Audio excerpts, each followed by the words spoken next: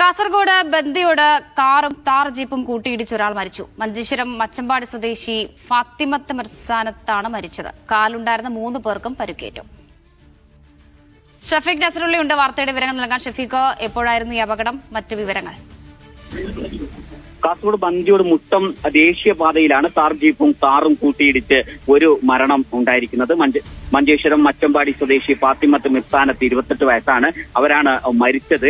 4 പേരാണ് ഈ കാറിലുണ്ടായിരുന്നത്. കാറിലുള്ള ആളുകൾക്കാണ് പരിക്കേറ്റത്. ഒരാളുടെ നില ഗുരുതരമാണ്. 2 പേർക്ക് കൂടി പരിക്കേറ്റിട്ടുണ്ട്. കാർ പൂർണ്ണമായും ഈ അപകടത്തിൽ തകർന്നു. കാർ ജീപ്പ് തലകീഴായി മറിഞ്ഞിട്ടുണ്ട്. ഈ മുട്ടം ദേശീയപാതയിൽ 8 മണിയോടടുത്താണ് ഇത്തരം ഒരു വലിയ അപകടം ഉണ്ടായത്. അപകടത്തിൽ കാർ പൂർണ്ണമായും തകർന്നിട്ടുണ്ട്.